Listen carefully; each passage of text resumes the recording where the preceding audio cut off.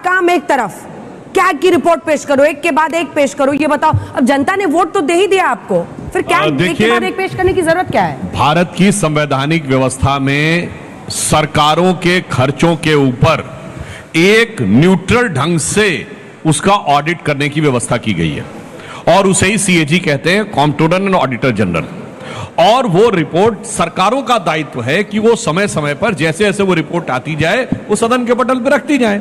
अब अगर पिछली सरकार ने लंबे समय से वो रिपोर्टें सदन पर नहीं रखी तो अब जैसे ही नई सरकार आएगी तो वो रखेगी। यानी ये तो कुछ पैसा हो गया ना कि किसी बच्चे ने अपने टेस्ट पुराने दिए ही नहीं, अब बैकलॉग ही चलता आ रहा है, और जब एक साथ आएंगे तो सारे पेपर सामने खुल जाएंगे ना, तो कहूंगा अरे रे एक साथ हमको कैसे दे दिए गए। ऐसा कुछ नहीं था, वो आप ही के पुराने पेपर्स पड़े हुए हैं। उसी प्रकार ये सीएजी की रिपोर्ट पड़ी है। अब दूसरी बात, बदला ले रहे हैं लोग, कहते हैं बदला ले रहे हैं। चाह रहा हूं सारी रिपोर्टें इनकी सरकार आने से पहले आ चुकी हैं। अब दूसरी बात ये कह रहे हैं बदला लेने की बात, दो तीन उदाहरण देना चाहता हूं। कुछ चीजें ऐसी हैं जिनमें कोई बचाव की गुंजाइश ही नहीं।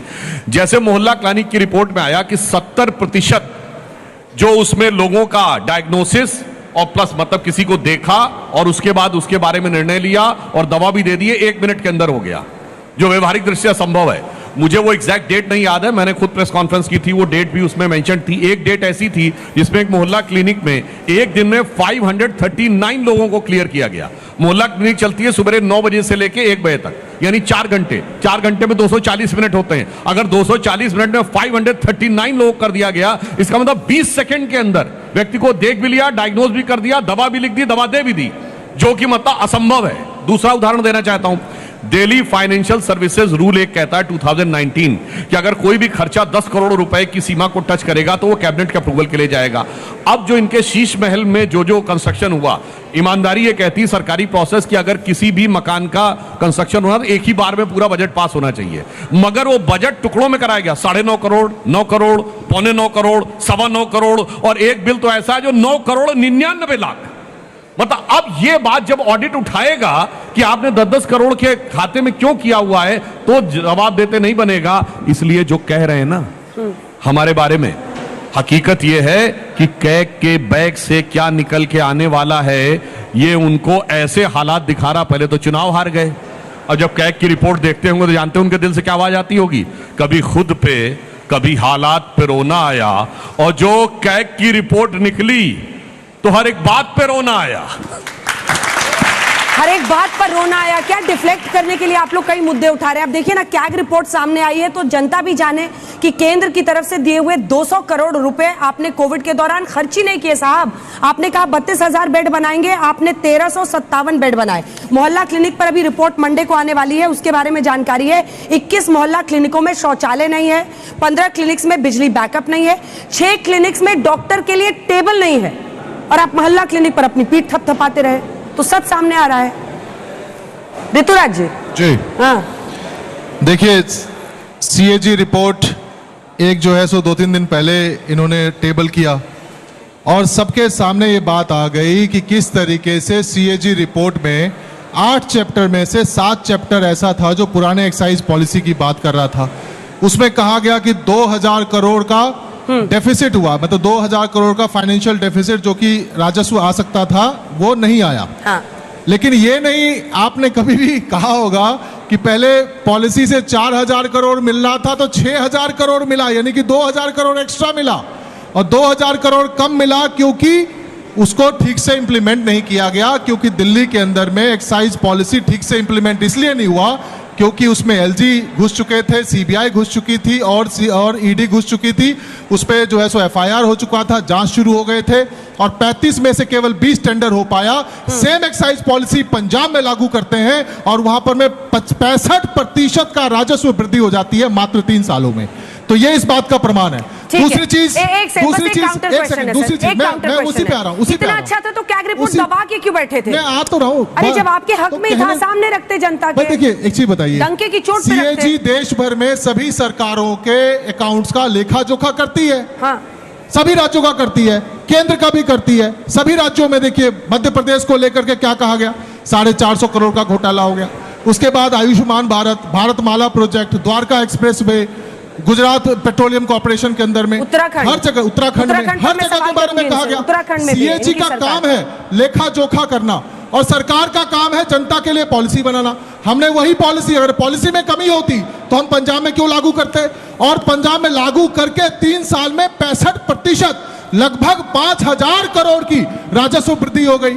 तो इसका मतलब पॉलिसी तो ठीक है, लेकिन अगर आप इंप्लीमेंट होने देते 5,000 करोड़ और अगर सरकार कमा पाती तो शायद 200 यूनिट के बदले 400 यूनिट बिजली दे पाते और लोगों के लिए काम कर पाते। सरकार अगर ज्यादा पैसा कमाएगी तो लोगों के लिए ज्यादा काम करेगी।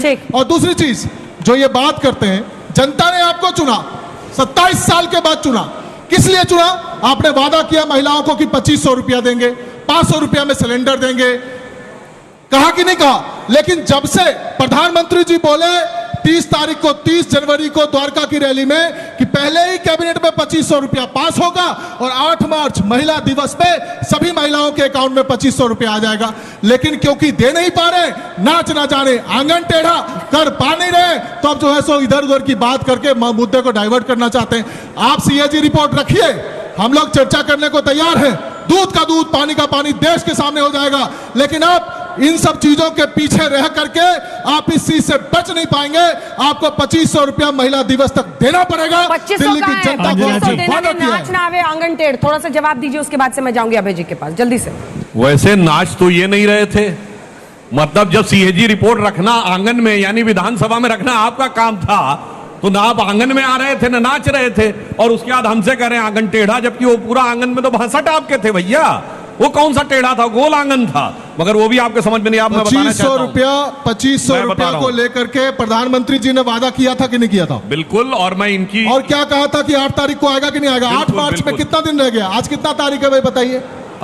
बिल्कुल इनकी बात 28 फरवरी, 28 फरवरी, मात्र 8 दिन बचे। 8 दिन बाद पैसे आएंगे कि नहीं आएंगे ये बता दो। बताइए सारी बात सुन लेंगे। देखिए, आज मैं ऋतुराज झा जी की इस बात से दिल्ली की जनता समझ रही है कि कितना इनके मन में भाव है कि मोदी जी ने कहा है तो पहली मीटिंग में नहीं दूसरी मीटिंग का भी इंतजार नहीं करना है। ये वो लोग हैं जो 3 साल से पंजाब में नहीं दिए हैं 1100 रुपए, मगर 15 लाख आएगा, 2 करोड़ नौजवानों को रोजगार मिलेगा। राजस्थान में बोले 500 में सिलेंडर मिलेगा, उड़ीसा में बोले 300 यूनिट बिजली मिलेगा। मोदी जी को बात बहुत बार फेल हो गया है, बहुत बार फेल हो गया।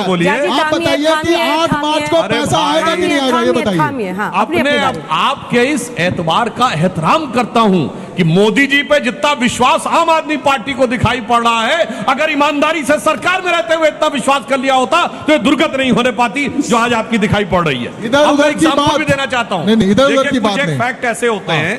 अब जैसे चलिए ठीक है, एक बात बताएं, ये बताइए, आपने दिल्ली में कहा था ग्रंथी पुजारी योजना पंजाब में लागू होगी?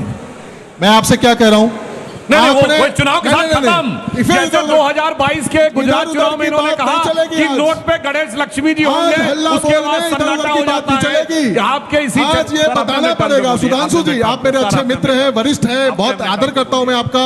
आप मुझे केवल एक बात बता दीजिए कि प्रधानमंत्री जी द्वारका की रैली में दिल्ली के लोगों को कुछ ही दिन पहले कहे थे कि पहले ही कैबिनेट में 2500 रुपया महीना जो है महिलाओं को देने का पास करेंगे, और 8 मार्च महिला दिवस पे 8 दिन बाद 8 दिन बाद अंजना जी सभी के अकाउंट में पैसा आ जाएगा। कहा था कि नहीं कहा था? 2500 कब देंगे? दोनों ही झूठों से ऐसा थोड़ी होता है। दोनों झूठों से कब तक बात कराती रहेंगी? अब इधर आइए ना आप। कहाँ दोनों? अरे झूठे झूठे मौसेरे भाई, सीटों के अनुपात में सोच रहे हैं कि जरा धीरे धीरे जाए। ठीक है, हम 0 सीटों वाले के पास भी जाएंगे। सुनिए ना अंजना जी, हैट्रिक मारी है सर, 0 वाली हैट्रिक मारी आपने। आ रही हूँ, थोड़ा सा थामिए। ये शून्य दिल्ली के मस्तक पर चमक रहा है बिंदिया की तरह। इसके बाद देखिए, हमने जो कहा है राज्यों में करके दिखाया है। अगर हमारी अरुणोदय स्कीम असम में 5 साल से दे रहे हैं, मैं बताना चाहता हूं सिर्फ लाडली लक्ष्मी योजना तो हम उस जमाने से दे रहे हैं मध्य प्रदेश में जब कांग्रेस की सरकार थी। लाडली बहना योजना में अभी हमने 5 किस्तें दे चुके हैं, हमने महाराष्ट्र में दिया है, हमने करके दिखाया। मगर देखिए, इनके विश्वास को मैं बहुत हद तक स्वीकार करता हूं कि इनको यह विश्वास है कि मोदी जी के लिए दूसरी मीटिंग का भी इंतजार नहीं करना है, क्योंकि काम तो होने वाला है। पंजाब में क्या नहीं पा रहे कि हम देखें। अब देखिए अंजना जी, एक सेकंड मोहल्ला क्लिनिक से मामला पलट दिया गया है। मोहल्ला क्लिनिक स्वास्थ्य से सबसे मामला पलट दिया गया है। एक सेकंड अंजना जी, लाड़की बहना योजना बंद हो गया, चुनाव से पहले चालू किया, चुनाव के बाद बंद हो गया। हरियाणा में चालू ही नहीं किया।